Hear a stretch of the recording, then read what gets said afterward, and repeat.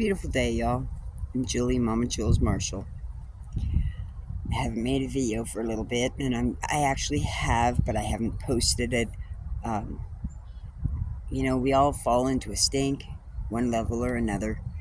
I am dedicated and devoted to this, but I have had, some small minor roadblocks that I have had to contend with. I've lost my tripod. So I'm holding this, and it's windy, so I'm hoping you can hear me because the microphone that I had is crap. Maybe if I block the wind, I don't know. I can't test run this, so I'm hopeful. Um, the chickens are doing great. Matter of fact, I'll turn you around and give you guys a little tour of what I've done on the place. So I made a little structure of sorts for the chickens, which they're enjoying their mealworms, which they've finally grown accustomed to. It took the structures to get them to understand that they're treats. And so they're doing now. And I'm enjoying this immensely. That is itty bitty. That's my pretty itty bitty. She's the smallest of the three. And I've figured out how to identify them a little bit better because they're so similar. But she is the smaller of the two, and she's got a little bit of we call it a white gold to her. She's not really white, like Snow White, like the other two are. And there's the LGD, Livestock Guardian Dog, Domino, doing his thing, which hopefully he's stopping. He looks like he is. Thank you, Domino. That's my good boy. He was eating poop. He used to eat poop. I'm not saying nothing. Anyways, there they are. Well, 4 of them. Not spotting the other 2 without making you seasick, so I'm kind of leaving them there at the moment. They're probably in the chicken coop, which I've just recently done another cleaning on, not a full depth cleaning, but a cleaning nonetheless. So there's that. And this little teepee type structure that I did with a little branch in there so that they can rest on it out of the, I was watching, I can't remember her name, but I was watching one of the chicken channels that I have subscribed to, and she'd been talking about how they like the Venetian blind effect, and that's looking through things that shield and block, much like that T-piece and the verticals and horizontals. So that's what I've attempted to do here, was give them shielding and sheltered elements in an urban jungle, because I am in the city. Yes, I call this the Bermuda Triangle of Denver. That's Globeville. I love it. However, it's, I've gotten accustomed to the whirlpool of life.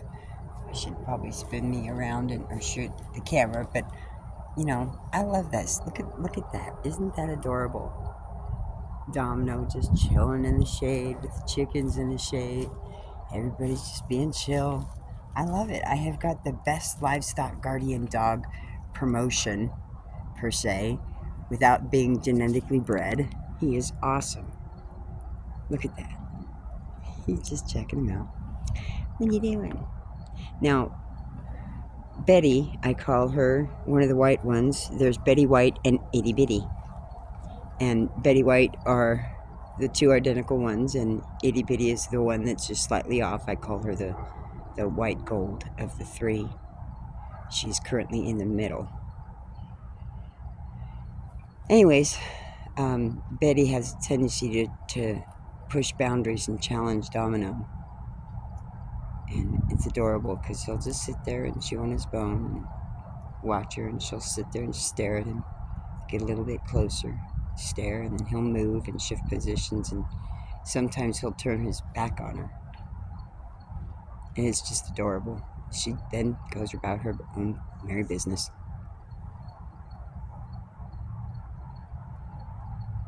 What do you see, Domino?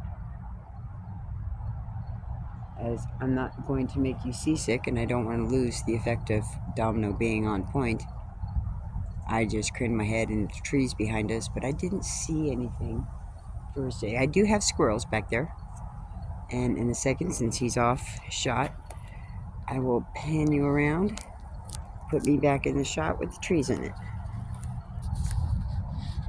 There we go. There are the trees behind the coop, and me.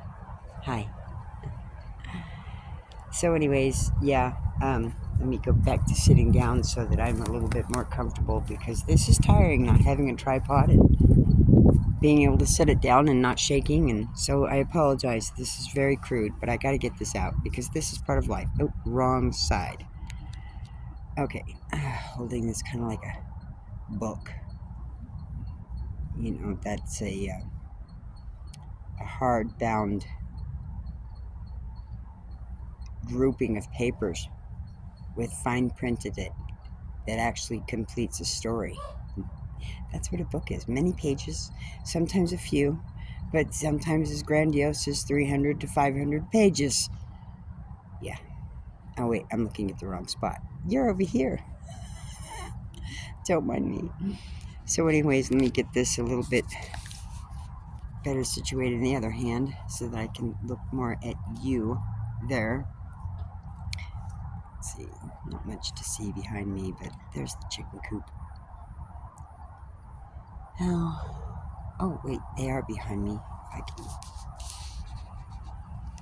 Two of them behind me. There's one.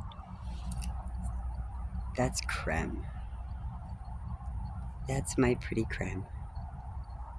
That would be Creme and Brew. That's Creme and Brew. Creme Brulee. Those are the brownies that I've called. They, I like that Creme Brulee. It works. Oh, they moved. I can't see in. Another cure over there with Domino now.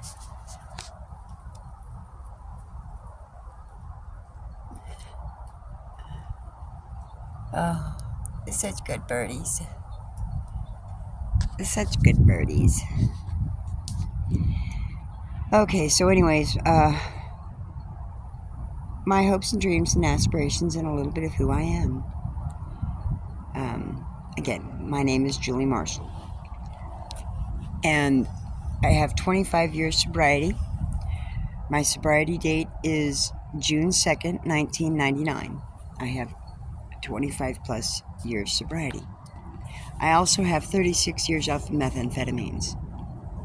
And I have 10 months caffeine free. Yes, this is all me.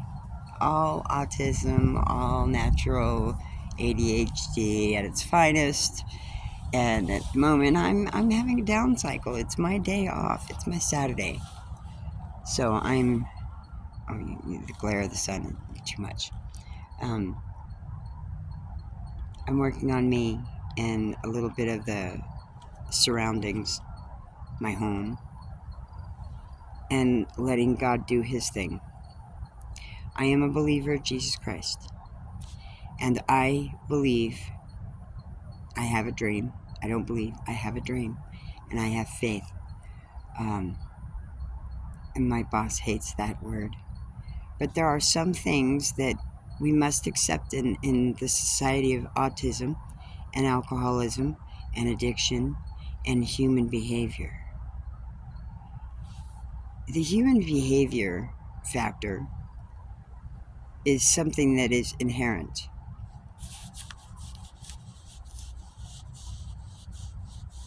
God-given choices that we have had, depending on the environment that you've lived in, the territory that you've lived in, the people that raised you, that's all going to play a factor in your genetic predisposition. Staying in one area, moving, traveling on, that type of thing, it all plays a factor. One thing that doesn't play a factor into anything, but it is what it is. We are all born in sin. We are all given the opportunity to accept the forgiveness given by Jesus Christ by sacrificing himself on the cross and living a life of Christ in a life that's not sinful. But we have to work on that. Because we're born in sin, we will constantly have that urge and desire. However, when you accept the forgiveness of Jesus Christ, you accept that your repentance is a part of that growth and change to no longer do that. You accept the reality that your life has become crap. Crap. That's the problem with this. It's yes, the addiction, the alcoholism, those are but symptoms of the sin. The sin is the core issue. 25 years of sobriety, coming to terms with the fact that I'm an alcoholic, the fact that I'm an addict, the fact that we all are, because that's what we live in. That's what we have available to us now.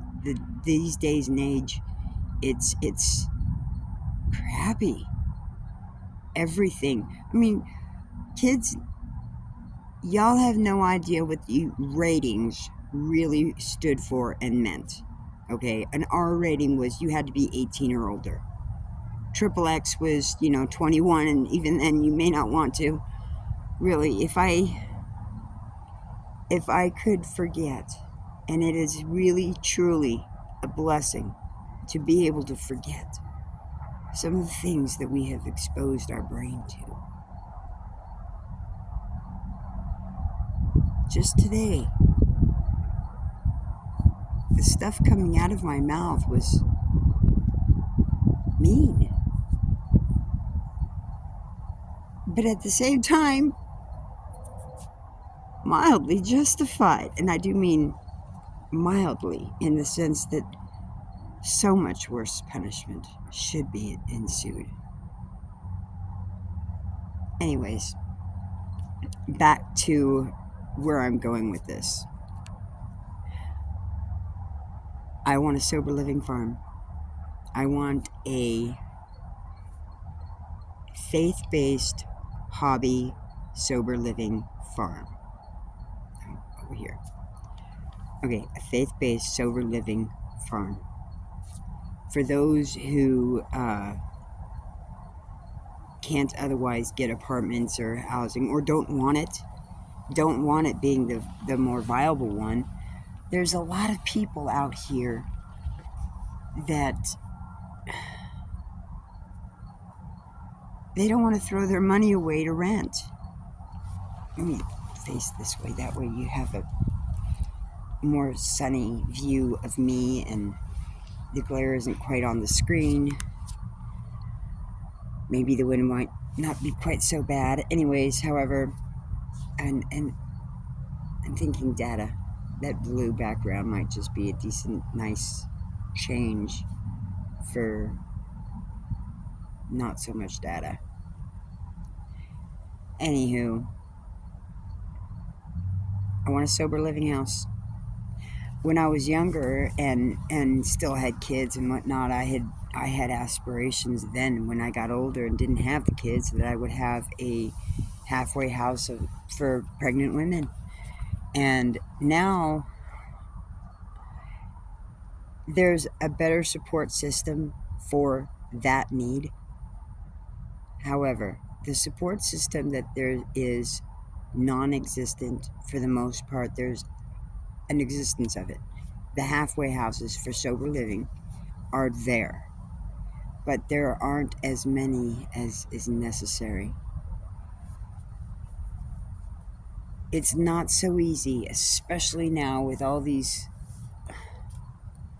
people being shuffled into housing.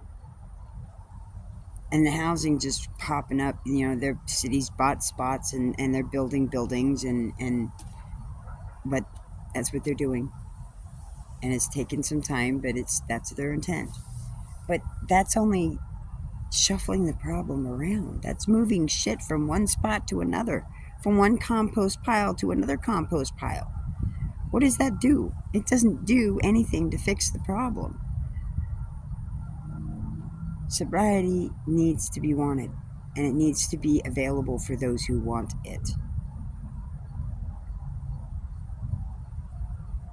My time out here is showing. It's reflective. There are people changing in my hood for the better. And it's exciting. Oh, is it ever so exciting. There's one lady, oh, she's got to have lost at least 25 pounds. Easy. And she's looking great. And she told me the other day when she came into the store, she told me that I was her inspiration to do that. And that was freaking awesome. I started crying. I came around the counter and we hugged each other. It wasn't me hugging her. It was we hugged each other.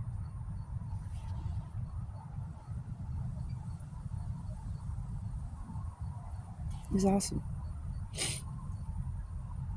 I want to nurture this. I want to make this grow. I've got people that they're getting sober. They're clean. They're getting cleaner. And I say that in the way of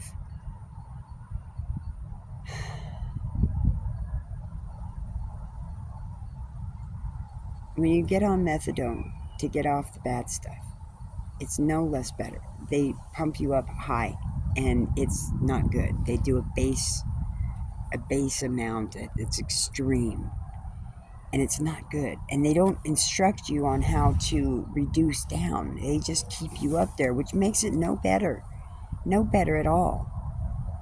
So I have a gentleman who I've seen him struggle, wanting to get sober, wanting to get clean. Let me rephrase that. Wanting to get clean. And he's on the methadone. Well, he's getting himself off the methadone. He's weaning himself down. And he just left not too long ago to go to the methadone clinic because he's out of the dosage that he wants to take, which is the lesser of the two. And it's freaking awesome. He's doing great. He understands that he needs to work the 12-step program, getting back to accepting the consequences or not accepting consequences that aren't yours. And his body is still in recovery mode. He can now smell. He can smell things. And he can taste things. Those basic functions are starting to come back again. And it's awesome. And there's a lot of people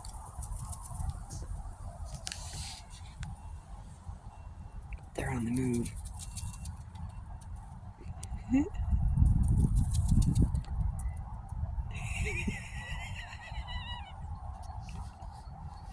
The pitter patter, I don't know if you could have heard that, but the pitter patter is hysterical.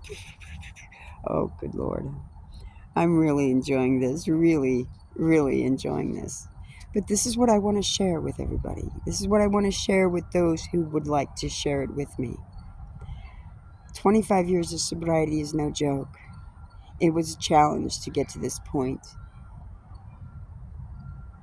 However, there's a way to be able to enjoy the fullness of sobriety, even in young sobriety. I gotta look over here. I keep looking at myself, and I shouldn't be looking at myself. I need to look at the camera. So I'm going to speak this into fruition. I have faith. Given the opportunity, I have the availability of property to be able to make a sober living farm, a faith-based, sober living hobby farm.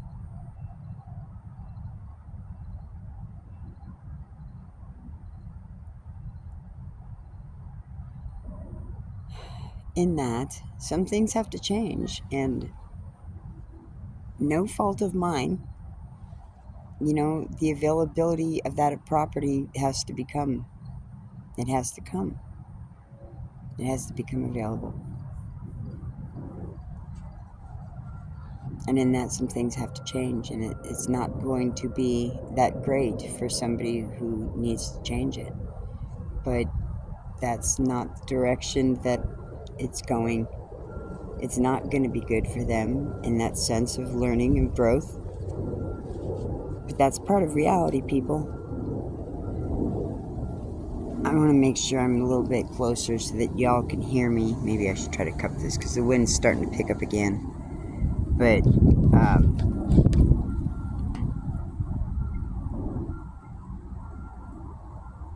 this is a dream, and I think it can become a reality. I believe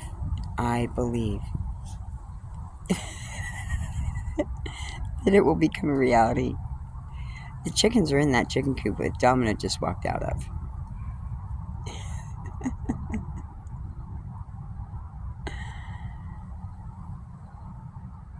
I want to make this available to people out there, felons, that are sober, that want to work, can work, don't have the availability to work in comfortable environment, like being able to come home for a shower, being able to have meetings readily available, rather than trying to scram in a meeting somewhere.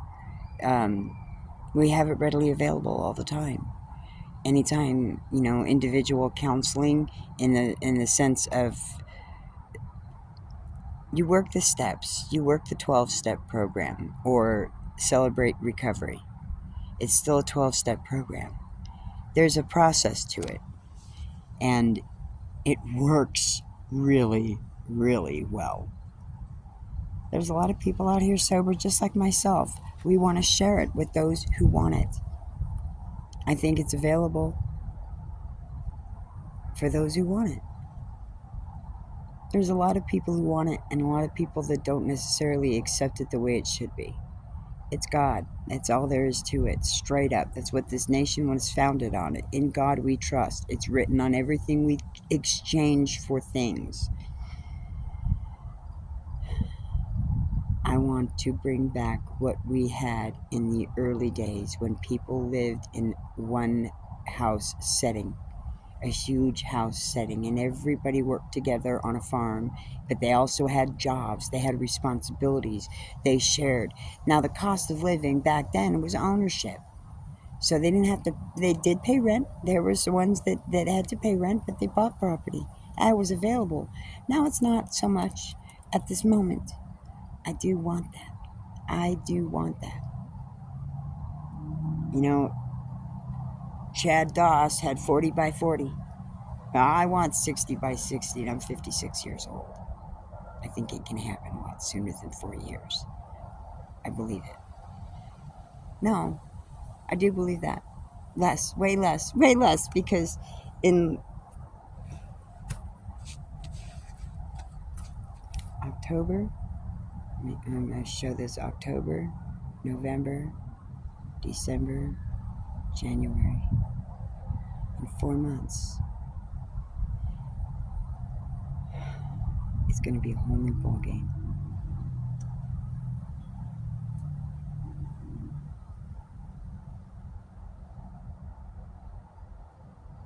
I'll put this out there, people. This is our America. And in less than a month, we are going to elect President Trump back into office. It's going to be a game changer. But before that time comes, some things I do believe need to happen. I still do believe that treason is on the plate, and it's not on the plate of Donald Trump. That's for sure. It's a matter of being able to link things together.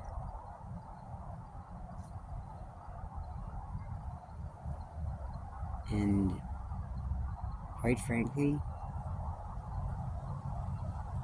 And sometimes we know, that our children can be grandiose liars. Grandiose liars. Because they learn from the best, right? We've all been born in sin. This is all natural. Kids are not born innocent, people. Oh, they're not the beautiful angels that they look like when they're born. Now, they can stay that way, some of them, but not a lot. They have to be taught what good is. They have to be taught the difference of right and wrong. And that's what's seriously lacking in this nation. But with the times changing and the things that were available in that time of change when I was a mother and raising my kids, it was different. We were in huge growth and change and fluctuation of everything. Phones, food, cooking. We had gone from homemade cooking to processed food. Well, no, not me. No, I didn't really have homemade cooking. As soon as we got processed food, my mom was on top of that, man. Everything was TV dinners, microwaves, hardly ever on the stove. And it was just processed. I learned at 50 and earlier, just between 40 and 50, really, no, 40, 42, something like that. Uh, because I had to start learning how to cook on my own. I didn't have an oven. I didn't have a refrigerator. I was homeless. I was on the street. So, yeah, I couldn't do that. I think I might have company. So it's going to get loud here. Well, I got to stop this and continue on at some other time with part 2 later on. Bless y'all. I got to go. Peace out. Bye.